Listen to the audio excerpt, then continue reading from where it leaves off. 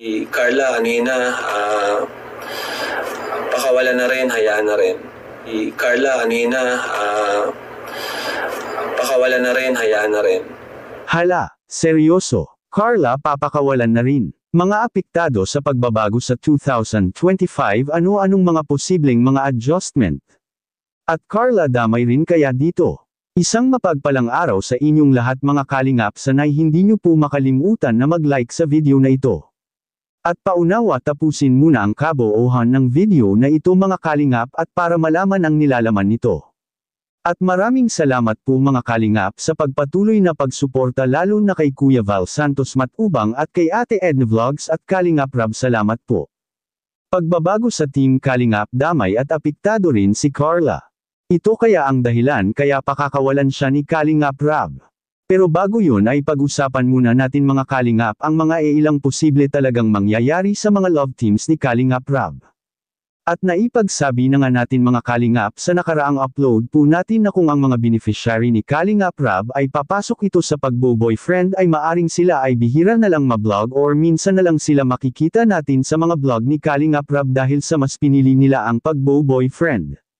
Which is tama naman po mga kalingap dahil ang mga beneficiary ni Kalingap Rab nararapat lang at karapatan ni Kalingap Rab na pagbawalan muna at para hindi masasayang ang mga nagagastos sa kanilang pag-aaral at kung sila ay hindi magjojowa ay talagang tiyak na tiyak sila ay makapag-focus sila sa kanilang mga pag-aaral.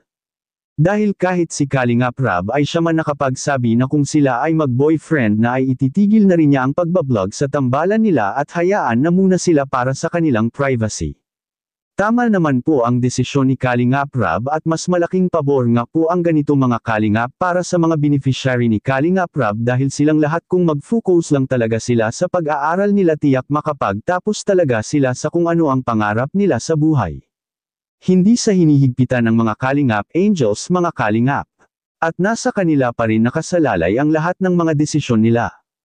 Ang mga ganitong payo ni Kalingap Rab ay para rin lang naman ito sa kanila at para sa ikabubuti nila mga kalingap. Wala rin namang masama kung gusto talaga nila na magka-jowa ngunit asahan natin na minsan na lang rin sila makita sa serye dahil ang purpose po ng serye ni Kalingap Rab sa mga love teams ay pampo-good vibes lang po ito sa lahat at nasa kanila pa rin po kung ano talaga ang gusto nila sa buhay. At sa kabilang dako naman mga kalingap, Carla apektado rin ba sa pagbabago ng Team Kalingap? At seryoso na ba ito? Papakawalan na rin kaya si Carla? Yan ang ating makikita sa video. Si Rachel nung magka-YouTube na stop naman ang tulong sa sarili. Stop naman ang tulong sa sarili. Ganito po kasi, minsan kasi kino-compare nila si Rachel at si Carla. Ganito po ang nangyari niyan. Si Rachel po, gumawa po siya ng channel ng wala po yung wala yung kumbaga ay ano bang term doon? Parang wala sa plano ko. Kumbaga, sarili niyang desisyon.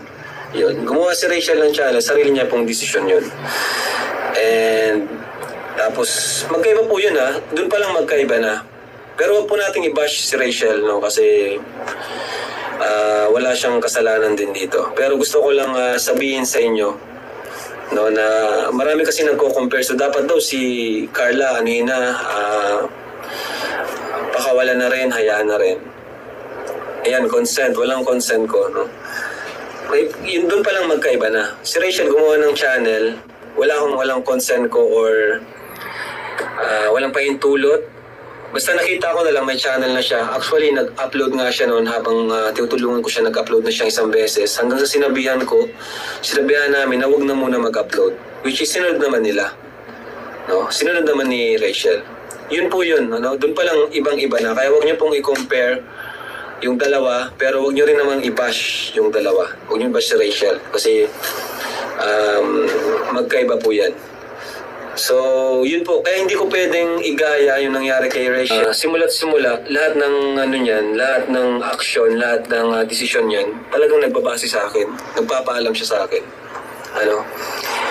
Kaya hindi ko siya pwedeng pabayaan kasi ako yung nun. Ako yung gumawa ng idea na ganito, na gawa siya ng channel bilang syempre para sa kanya, para sa future niya.